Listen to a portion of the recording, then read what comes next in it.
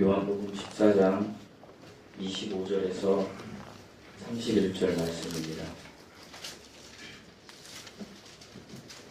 요한복음 14장 25절에서 31절 말씀입니다.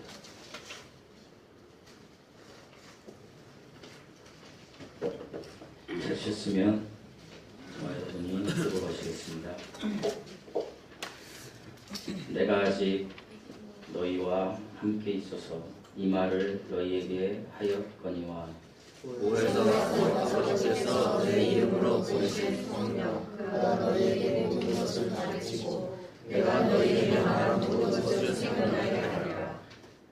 평안을 너희에게 끼치노니 곧 나의 평안을 너희에게 주노라. 내가 너희에게 주는 것은 세상이 주는 것과 같지 아니하니라. 너희는 마음에 근심하지도 말고 두려워하지도 말라. 내가 갔다가 너희에게 온다 하는 말을 너희가 들었나니 나를 사랑하였더라면 내가 아버지께로 가기를 기뻐하였으리라. 아버지는 나보다 크시니라. 이제 일이 일어나기 전에 너희에게 말한 것은 일이 일어날 때에 너희로 믿게 하려 함이라. 이 일을 내가 너희와 말하지 아니하리니 이 세상이 그를 오겠으나 그러나 그는 내게 아니할 것이 없으니. 함께 읽으시겠습니다. 오직 내가 아버지를 사랑하는 것과 아버지께서 원하시는 대로 행할 것을 세상에 알게 하는 겁니다. 일어나 여기를 떠나자 하시니라. 아멘. 잠시 기도하시겠습니다. 근심과 걱정이 많은 이 세상 길을 걸어가는 저희들에게 참 평안을 주시려고 이 땅에 오신 예수님, 십자가의 죽음을 통하여 우리의 죄를 대속하시고 우리에게 영생의 소망, 조회를 주셨음에 감사드립니다. 하나님, 하지만 여전히 이 세상을 살다 보면 힘든 일에 지치고 낙심하고 우리의 생각이 근심, 걱정으로 가득 찰 때가 많이 있습니다. 아버지 하나님, 이 예배를 통하여 우리가 주님이 주시는 참 평안을 다시 한번 회복할 수 있는 은혜가 우리 각자에게 있게 하여 주시옵소서. 우리의 마음을 열고 하나님께 예배드리게 하시고 우리의 생각과 우리의 뜻이 하나님을 향한 마음 되게 하여 주시옵소서. 주께서 함께 하셔서 우리에게 은혜를 내려 주시옵소서. 감사드리며 예수님의 이름으로 기도드리옵나이다. 아멘. 아멘. 샬롬. 제가 샬롬을 이야기 많이 합니다. 샬롬. 인생에 있어서 가장 필요한 것이 샬롬입니다. 샬롬은 평안하십니까? 이런 뜻입니다. 원래 사람은, 죄를 지은 사람은 그 속에 항상 근심과 불안과 걱정이 있을 수밖에 없는 존재입니다. 하지만 예수님께서는 우리에게 평안을 주시겠다라고 약속하셨습니다. 이 예수님이 주시는 진정한 샬롬, 즉 평안을 누리시는 은혜가 여러분 모두에게 임하시기를 예수님의 이름으로 축원드립니다. 예수님께서 요한복음에 보시면 하늘나라에 대해서 이야기하고 계십니다. 그런데 여전히 예수님의 말씀을 듣는 사람들은 이 땅에 우리의 인생길에 살면서 필요한 것들을 채워주실 것을 요구하고 있습니다. 예수님은 너희가 영생을 소유하면 이 땅에서 너희가 필요한 것들은 자연적으로 너희가 채워질 것이다. 평안함 속에서 이렇게 이야기하시지만 계속해서 사람들은 예수님께서 이 땅에서 이 땅에서 필요를 충족시켜 주기를 원했습니다. 그래서 심지어 예수님의 12 제자들은 예수님이 이스라엘의 왕이 되어서 진정으로 자기들이 지금으로 말하면 장관이나 장관쯤 이 자리에 앉아서 이 세상의 부유함을 채우기를 원했습니다. 그런데 그래서 예수님을 3년간 따라다녔습니다. 가족들과 헤어져서 아무것도 없는 예수님을 따라다닌 이유는 예수님께서 기적을 베풀 때마다 이분이 이스라엘의 왕이 되어서 로마의 군대들을 다 몰아내고 우리도 한 자리 차지할 수 있을 것이라는 세상적인 생각을 하고 있었습니다. 이렇게 예수님을 3년간 따라다니던 제자들에게 이제 예수님께서 이렇게 이야기하십니다. 나는 죽을 것이다. 그리고 너희 중에 한 명이 나를 배반할 것이다. 나는 내일 죽을 것이다. 이렇게 이야기하는 것입니다. 특별히 13장, 14장, 15장, 16장은 제가 지속적으로 말씀드리지만 예수님이 십자가에 못 박혀 죽으시기 전날 일입니다. 전날 저녁의 일입니다. 그러니까 예수님이 죽는다고 하니까 어디로 떠나시는지도 모르고 이해할 수도 없고 도저히 인간의 머리로 상상할 수 없기 때문에 예수님의 제자들에게 염려와 걱정과 두려움과 이 모든 것을 포함한 근심이 찾아왔습니다. 이러한 제자들을 예수님이 위로해 주십니다. 어떻게 위로해 주십니까? 너희는 근심하지 말라. 왜 근심하지 말라고 예수님이 이야기하십니까? 천국, 너희가 죽으면 끝이 아니고 너희가 죽으면 너희의 생명, 너희의 혼이 갈 나라가 있는데 그것은 하늘나라입니다. 그 하늘나라는 우리 아버지의 집이다. 이 집은 나를 믿으면 갈 수 있다. 너희들이 나를 믿으니 거기를 갈 수 있다. 그렇기 때문에 너희들은 이 세상에 사는 거 이거 근심하지 말라는 이야기입니다. 그렇게 이야기했을 때 도마가 이야기합니다. 예수님이 어디로 가시는지 제가 알 수가 없어요. 그 길을 알 수가 없어요. 라고 이야기합니다. 그러니까 예수님이 이렇게 이야기합니다. 그 길은 바로 나이다. 내가 길이요 진리요 생명이다. 라고 이야기하십니다. 우주 만물을 창조하신 하나님은 우리에게 표현되실 때에 여러 가지 모습으로 표현되셨습니다.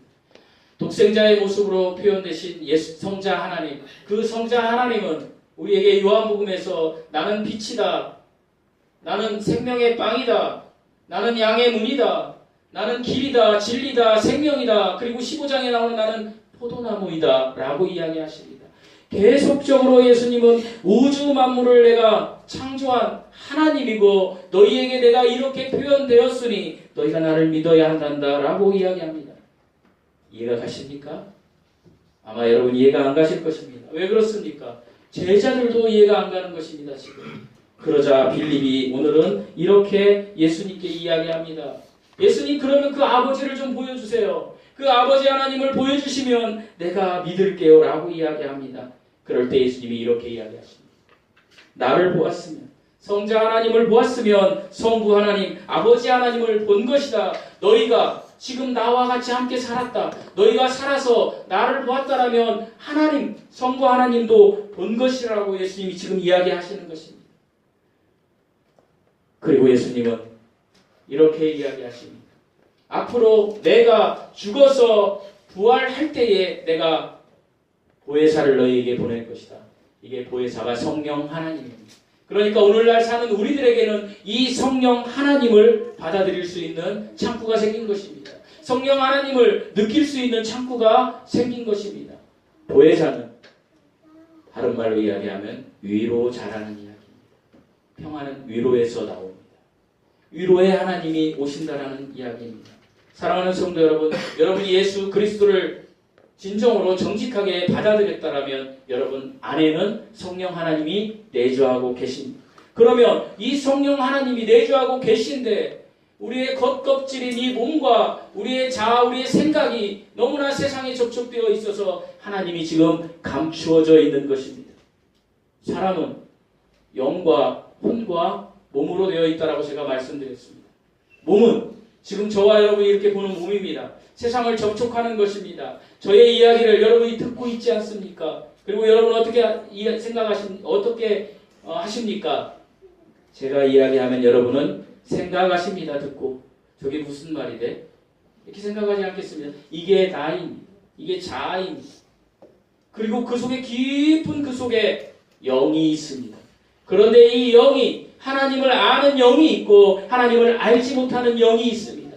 그래서 예수님은 니고데모에게 네가 반드시 영이 어떻게 돼야 된다? 거듭나야 한다. 영이 하나님을 볼 수 있어야 한다라는 이야기입니다. 사랑하는 성도 여러분, 여러분은 거듭나셨습니까? 여러분이 거듭나시려면 예수 그리스도를 받아들이면 여러분은 하나님을 느낄 수 있습니다. 그런데 언젠가 내가 하나님을 믿었다고 하면서도 여전히 세상에서 찌든 생활을 하다 보니까 전혀 하나님이 없는 것처럼 사는 분들이 여기 계실 수 있습니다. 몸은, 혼은, 나의 생각은 몸이라는 감옥 속에 있습니다. 그러니까 내가 보는 것만 믿는 것입니다. 내가 듣는 것만 믿는 것입니다. 그게 우리가 사는 이 지구 3차원에서 벌어지는 일입니다. 그런데 영은 혼이라는 감옥 속에 있다는 것입니다. 하나님이 이 혼이라는 감옥이 깨어져서 그 영이 여러분 속에서 흘러나오기를 원하십니다. 그럴 때 참 평안이 이루어지는 것입니다. 이것을 우리는 성령 충만하신다라고 이야기합니다. 사랑하는 성도 여러분, 주일날 한번 예배드리는 거 이것으로 우리는 성령 충만해질 수 없습니다. 우리는 성령 충만해지려면 늘 매 시간 매 순간마다 하나님과 동행해야 합니다. 어떻게 하나님과 동행할 수 있습니까? 하나님을 갈망해야 합니다. 여러분, 돈 벌고 싶으면 어떻습니까? 돈을 갈망하지 않습니까? 내가 어떻게든 이 돈을 벌고자 갈망하지 않습니까? 그러한 마음으로 하나님을 한번 갈망해 보시라는 것입니다. 그렇게 하나님을 갈망하면 반드시 하나님이 여러분을 만나주십니다. 그러면 여러분은 하나님과 동행할 수 있습니다. 하나님과 동행하면 성령 충만하실 수 있습니다. 성령 충만해지면 우리는 근심하지 않을 수 있다라는 것입니다. 사랑하는 성도 여러분, 예수님 당시 제자들의 모습은 지금 우리들의 모습과 똑같습니다. 제각기 각자 다른 이유로 그들은 근심을 가지고 살아가고 있었습니다. 그래서 그들에게 필요한 것, 그것은 가장 필요한 것은 샬롬이었습니다. 샬롬은 평안입니다. 어디의 평안입니까? 마음의 평안입니다. 오늘날 우리에게도 이 샬롬이 필요합니다. 그런데 예수님께서는 요한복음 14장의 말씀에서 참 평안을 너희에게 주겠다라고 이야기하고 있습니다. 우리가 사는 세상은 참으로 어수선하고 불안하기 짝이 없습니다. 지금 강원도에서 불이 나서 집이 다 타버린 사람들. 제가 그것을 보면서 이런 생각을 했습니다. 제가 자연인이라는 프로를 잘 보는데 제가 어제 누구에게 이야기했는지 생각이 잘 안 나는데 제가 어제 어떤 분에게 그런 얘기를 했습니다. 만약에 자연인이 저기에다 집을 짓고 살았으면 자연인들이 얘기하는 힐링이 되고 그렇게 행복했을까요? 다 타버렸을 거 아닙니다. 아니니까. 이제 그 생각을 문득 했습니다. 세상에서 우리가 자유합니다. 나는 평안합니다. 이런 것들은 어떤 식으로든 더 큰 사건이 발생되면 그것은 없어질 수밖에 없다는 것입니다. 현대를 살아가는 우리들은 늘 불안 속에서 살아가고 있습니다. 내가 병 걸리지 않을까? 내가 돈이 없어서 내가 굶지 않을까? 이런 불안 속에서 계속 살아가고 있는 것입니다. 그런데 주님은 우리에게 이렇게 이야기하십니다. 내가 평안을 너희에게 끼치노니 곧 나의 평안을 너희에게 주노니 내가 너희에게 주는 평안은 세상이 주는 평안과 같지 아니하다. 그러므로 너희는 근심하지 말고 두려워하지도 말라라고 주님이 이야기하십니다. 예수 그리스도를 영접한 사람들은 잠시 세상 것에 흔들릴 수는 있습니다. 하지만 예수님을 향한 그 마음, 그 평안, 영생의 소망은 지속적으로 꾸려갈 수 있다는 것입니다. 사랑하는 성도 여러분, 그렇다면 근심이 없는 예수님이 주시는 평안은 어떤 평안일까요? 두 가지로 은혜 나누는 시간을 갖겠습니다. 27절 말씀을 다 함께 읽어 보시겠습니다. 27절입니다. 시작. 나를 너희에게 주노니 온 나의 평안을 너희에게 주노라. 내가 너희에게 주는 것은 세상이 주는 것과 같지 아니하니라.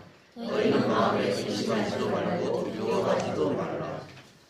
예수님께서 주시는 평안은 따라서 해보시겠습니다. 두려움이 없는 평안입니다.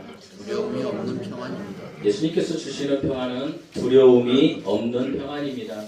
사랑하는 성도 여러분, 사람에게 두려움이 언제 생긴지 아십니까? 창세기 3장 10절을 보면 하나님이 먹지 말라는 선악과를 따먹은 아담과 하와에게 이제 두려움이 오게 되었습니다. 두 가지 두려움입니다. 첫째는 하나님을 볼 수 없는 두려움, 하나님의 목소리를 들을 수 없는 두려움. 두 번째는 죽음에 대한 두려움입니다. 아담과 하와는 이제 죽음을 알게 되었습니다. 죽음이 있기에 우리는 두렵다라는 것입니다. 이 세상 모든 사람에게 이것은 다 적용됩니다. 저와 여러분에게도 적용된다라는 것입니다. 두려움은 죽음이라는 것이 있기 때문에 온 것이라는 것입니다. 그런데 이 죽음이라는 것을 뛰어넘으면 두려움이 없어질 것입니다. 예수님께서 이 죽음을 뛰어넘는 것을 주시기 위해서 이 땅에 오신 것입니다.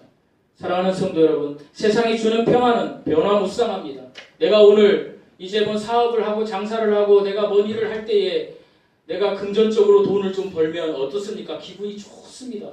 그런데 내일 공치면 어떻습니까? 기분이 별로 좋지 않습니다. 똑같습니다. 내가 오늘 평안했다 내일 평안하지 않고 이렇게 힘이 흔들리고 변화무쌍한 것이 세상이 주는 평안입니다. 하지만 예수님께서 주시는 평안은 환경과 상황의 지배를 받지 않은 불변의 평안입니다. 왜 그렇습니까? 내가 죽어서 영원히 하늘나라에 갈 수 있는 평안이기 때문입니다. 내가 모든 죄를 다 사함받은 평안이기 때문입니다. 이 평안은 두려움이 없는 평안입니다. 결코 정죄함이 없는 평안입니다. 왜 그렇습니까? 이 평안은 창조주가 우리에게 주시는 평안이기 때문입니다. 모든 인간의 죄를 다 아시되 책망하지 않는 평안입니다. 사주의 은총을 베풀어 주시는 하나님 앞에 우리가 진정으로 회개할 때에 우리는 평안을 얻을 수 있습니다. 제가 예배드리기 전까지 심히 제 마음에 심한 고통이 있었습니다. 여러 가지로 제가 이 예배당 이 실에서 이 뒤에 기도실에서 제가 기도할 때에 하나님 앞에서는 이런 기도를 했습니다. 하나님, 제가 이러이러한 죄를 지었는데 하나님, 제가 어떻게 이런 목사가 될 수 있을까? 여러분, 제가 이렇게 이야기할 때 우리 목사님 저번 주에 뭐 이상한 죄를 저질렀나 보다 이렇게 생각하실 수 있을 것입니다. 아닙니다. 제가 3년을 교회를 이렇게 공동체를 운영했는데 하나님은 어떻게 이렇게 성도들이 변하지 않을까요? 라는 하나님에 대한 죄책감이었어요. 그에 대해서 제가 통곡했습니다. 그렇게 할 때 하나님은 저에게 이런 마음을 주셨습니다. 나도 2000년 전에 그 땅에 갔을 때 12제자만 내가 양육했고 내가 십자가에 죽을 때에도 12제자 아니 11제자만 남았다라는 마음을 저에게 주셨습니다. 방금 전에 예배드리기 전에. 사랑하는 성도 여러분, 하나님은 우리가 변화되기를 원하십니다. 하나님은 우리가 진정으로 하나님 앞에 평안을 누리기를 원하십니다. 하나님이 주시는 평안은 영원한 평안입니다. 이 평안을 누리십시오. 이 평안을 가지십시오.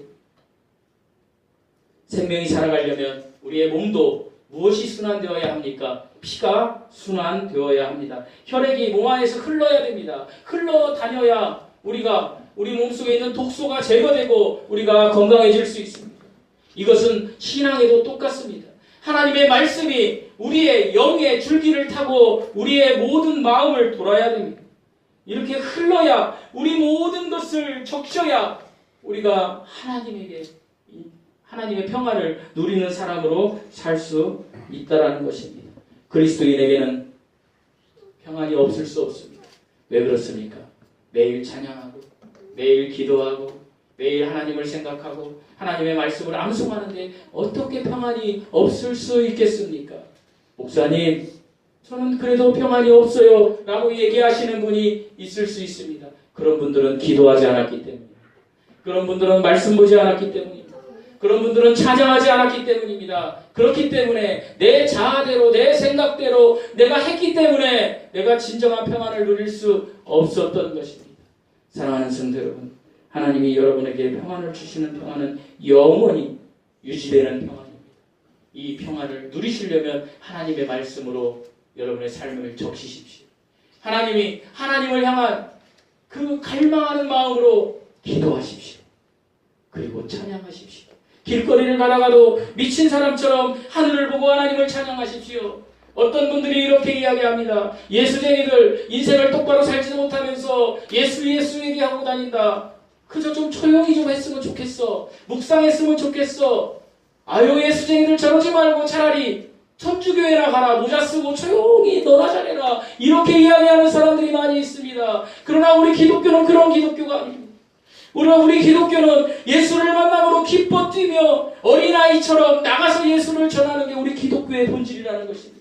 생명을 아는 사람들은 그렇게 할 수밖에 없습니다. 예수님을 더 알고 싶어합니다.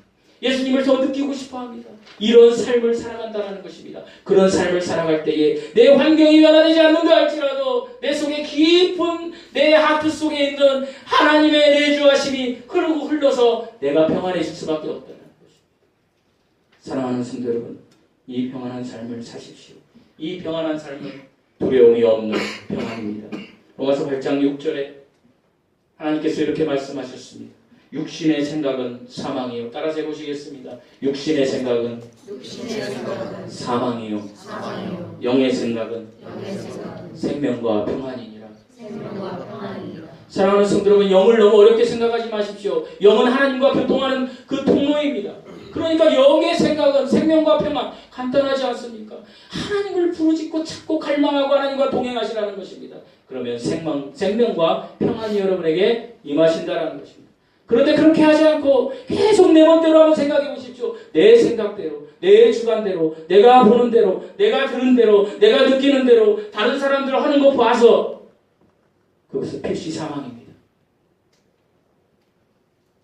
지난주에 장군의 아들이 나왔던 이일재라는 탤런트가 돌아가셨더군요. 폐암으로. 그 얘기를 딱 제가 기사를 좀 보고 검색을 했더니 폐암의 전조 증상, 폐암이 말기에 올 때까지는 모른다. 폐암의 전조 증상은 기침이 있다. 그리고 뭐 담배를 안 핀 사람도 있다. 저 깜짝 놀랐어요. 난 기침 천식 때문에 잘하는데 많이 하는데 엄청 하지. 난 담배를 한 번도 안 펴봤는데 이런 사람도 폐암이 걸리네. 두려움이 오더라고요. 모든 인간이 이럴 수 있어요. 죽음에 대한 두려움. 이 땅을 떠나지 않으려는 두려움. 그러면서 제 마음에 어떤 마음이 들었냐. 에이, 죽으면 하늘나라 가는데. 그리고 제가 이일재 씨에 대해서 다 검색을 했습니다. 이분 예수님을 믿었나? 어디에도 찾아볼 수 없었습니다. 사랑하는 성도 여러분, 예수 그리스도를 믿는 것이 참 평안을 누리는 길입니다. 예수 그리스도를 누리는 것이, 믿는 것이 참 평안을 누리는 것이 길입니다. 아멘? 예수 그리스도를 믿으셔서 이 평안의 은혜를 누리시는 여러분 되시기를 예수님의 이름으로 축원드립니다. 둘째로 예수님이 주시는 평안은 따라서 해보시겠습니다. 근심이 없는 평안입니다. 근심의 정체가 과연 무엇일까요? 모든 사람에게 근심이 있어요. 저도 근심이 있어요. 예수님도 근심이 있었어요. 이 땅에 육신의 몸으로 계실 때에는. 예수님도 육신의 몸으로 계실 때에는요, 인간의 한계를 넘을 수 없을 때가 많았어요. 그래서 아버지 하나님께 기도했던 거예요. 부활하시고는 다시 그 본체의 형상의 모습을 찾으셨지만 예수님께서 이 땅에 계실 때 근심했어요.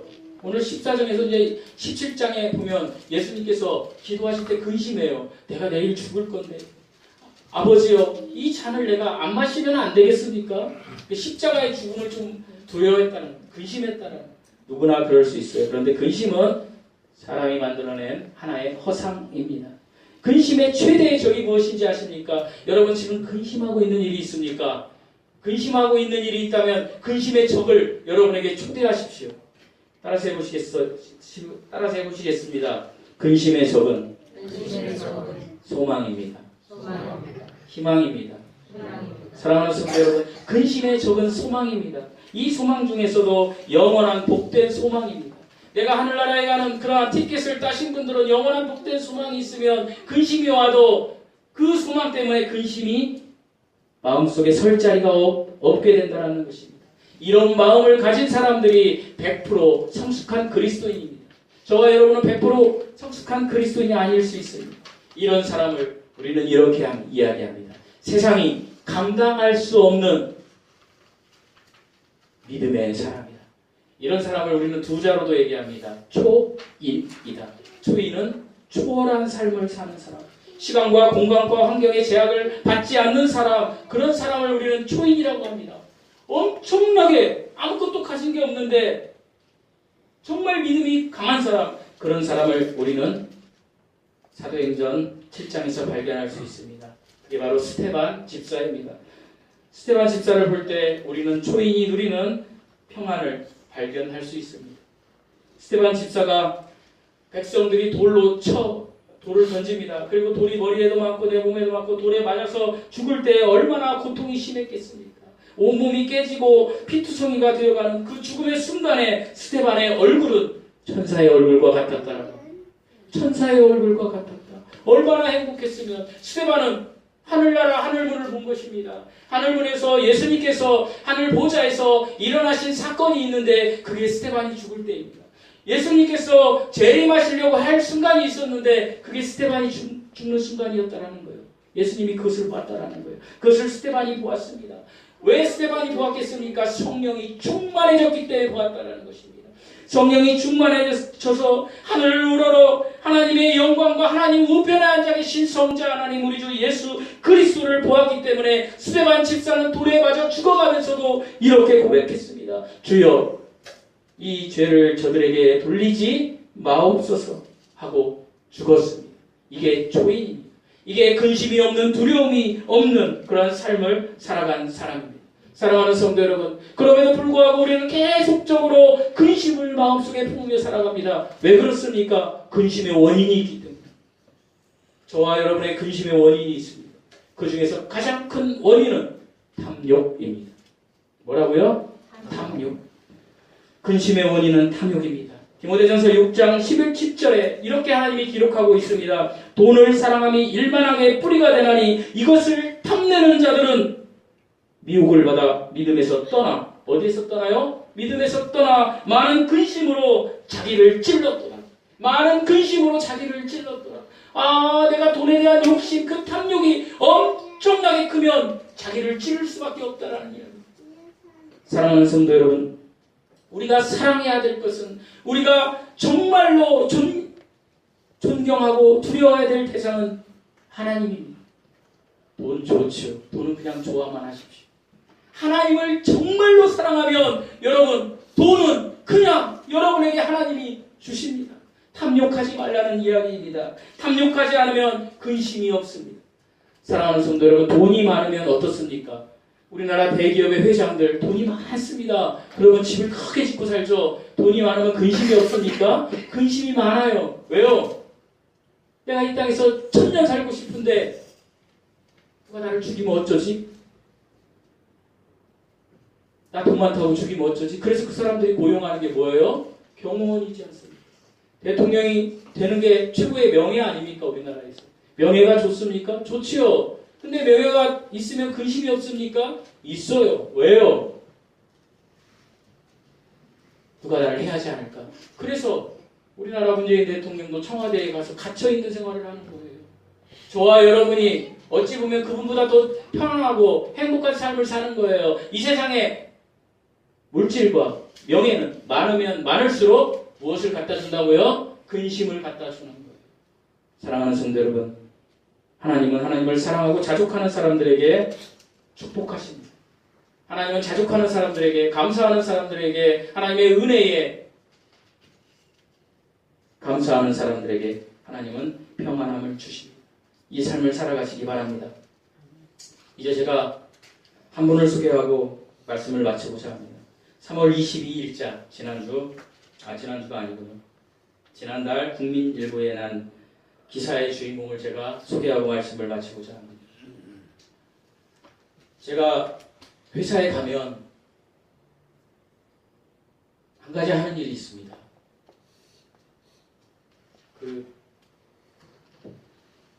저희 직원들이 제가 이걸 카카오에 올리니까 설교 듣는 직원들이 있어요. 교회는 다니기 싫은데 설교는 듣고 싶어서 듣는 직원들이 가끔 저에게요. 오시가 계셔. 회사 산에 계신지. 설교 잘하대? 아니 근데 너무 세. 뭐 이런 거.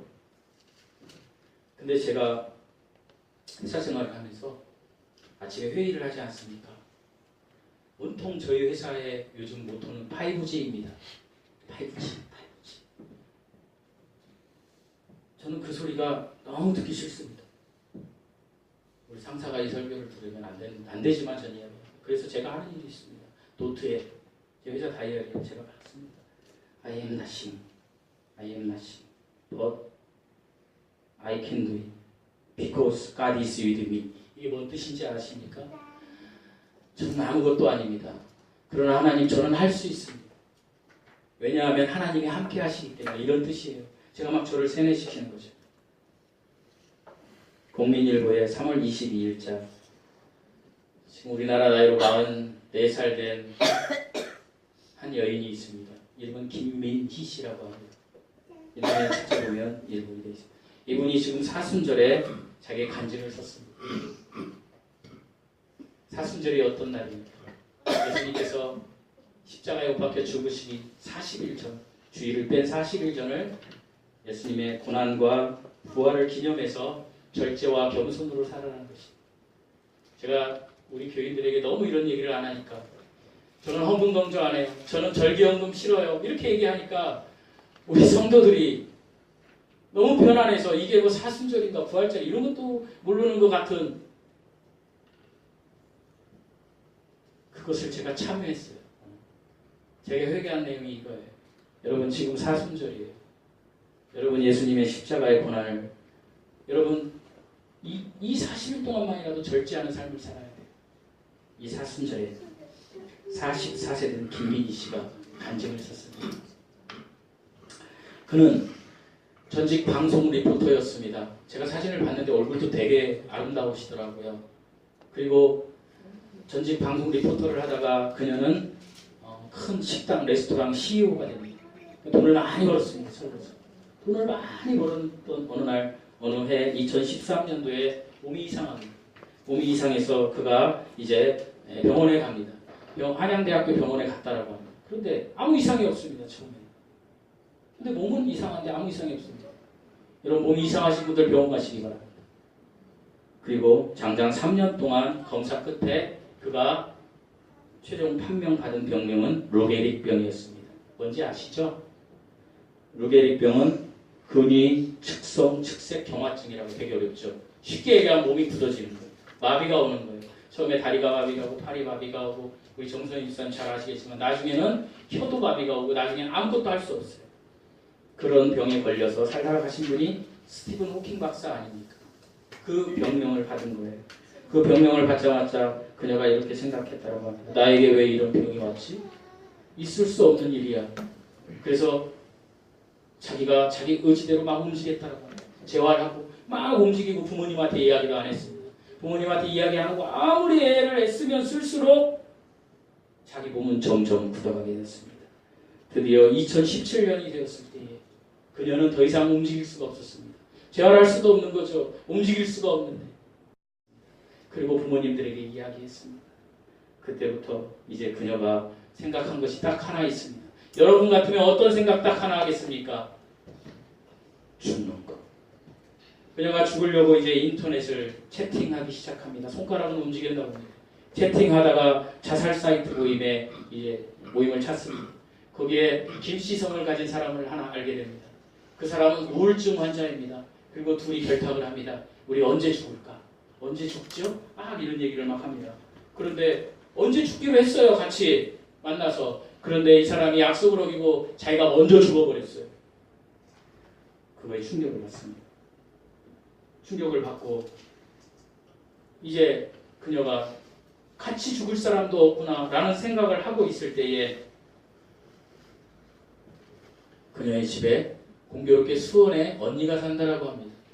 어디 사는지 모르시겠어요. 언니 부부가 사는데 언니 부부가 그녀를 위해서 김민희 씨를 위해서 수십 년간 기도했다라고 합니다. 우리 민희가 예수 믿게 해달라고. 저는 놀랐습니다. 특별히 형부가 울면서 기도했다라고 하더군요. 언니도 아니고 형부가. 저는 우리 교회의 김영자 집사님이 제일 부럽습니다. 사적인 얘기하면 안 되는데 가족 구원을 이루지 않았습니까? 형부가 그냥 엄청나게 우는 거예요. 잘 나갈 때 방송 리포터 저 화면에 나오는 처제가 있는데 자랑하고 다녀야잖아요. 우리 같으면 근데 예수 믿게 해달라고. 그녀가 알았습니다. 이 루게릭병은 그냥 온 게 아니다. 형부의 울음 때문에 그녀가 이제 교회에 나가기로 마음을 조금씩 움직였다고 합니다. 언니 부부는 자기가 다니던 교회에 나가지 않고 서울에 와서 계속 자기 동생에게 교회 갈 것을 원했습니다. 그리고 그녀가 드디어 교회에 갔습니다. 그 교회 이름이 나눔교회더라고요. 나눔교회. 그 교회에 가서 그녀가 한 거는 딱 한 가지입니다. 원망. 하나님에 대한 원망입니다. 하나님이 살아계신다라면 저한테 왜 이런 시련을 주십니까? 저한테 넘지 못할 이 산을 주십니까? 하나님은 없습니다. 2달간 계속 교회 가서 그녀가 원망했다고 합니다. 하나님은 없어요. 나 그냥 올 뿐이에요. 우리 언니가 오라고 하니까. 그러던 어느 날 그녀에게 하나님이 찾아왔을까요? 노입니다. 그러던 어느 날 그녀가 다시 아파지기 시작합니다. 그리고 병에 걸렸습니다. 자궁근종이요. 루게릭병 환자에게는 자궁근종은 사형이라고 합니다. 왜 그렇습니까? 루게릭병 환자는 수술할 수가 없대요. 마취가 안 되기 때문에. 하나님을 만나러 교회에 갔는데 자궁근종이 온 거예요. 그녀가 드디어 이런 고백을 했습니다. I am nothing. 하나님, 정말 저는 이제 아무것도 할 수 없습니다. 정말 아무것도 할 수 없습니다. 죽음조차도 제가 할 수 없습니다. 했을 때 하나님이 그녀를 찾아오셨습니다. 그리고 하나님을 만났습니다.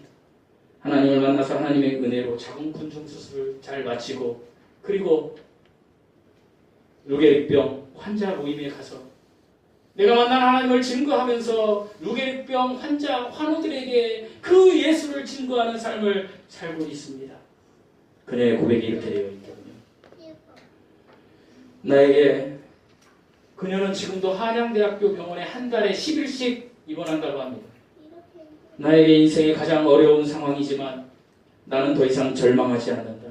난 늘 방글방글 웃는다. 병원에서 초기 루게릭 환자를 보면 다정히 다가가 포기하지 말라고 용기를 돋아주고 복지 혜택을 이야기해주고 예수님을 만나게 예수님을 전해준다. 그리고 그녀가 이렇게 고백했습니다. 고난당한 것이 내게 유익이라. 이로 인하여 내가 주의 율례를 배우게 되었나이다. 주의 입의 법이 내게는 천천금은보다 승하이이다. 내가 루게릭병에 안 걸렸으면 지옥 갈 자식이었는데 루게릭병과 자궁근종을 통해서 내가 세상에서 그렇게 잘 나갔던 나의 자아를 다 부숴버리신 예수님, I am nothing 고백을 할 수 있도록 하신 예수님, 진정한 자유는 하나님을 만날 때 완성된다는 것을 알았습니다. 진정한 평안은 절대적인 근원으로부터 와야 진정한 평안이 되는 것입니다. 그녀의 고백이 저와 여러분의 고백이 되기를 예수님의 이름으로 축원드립니다. 기도하시겠습니다.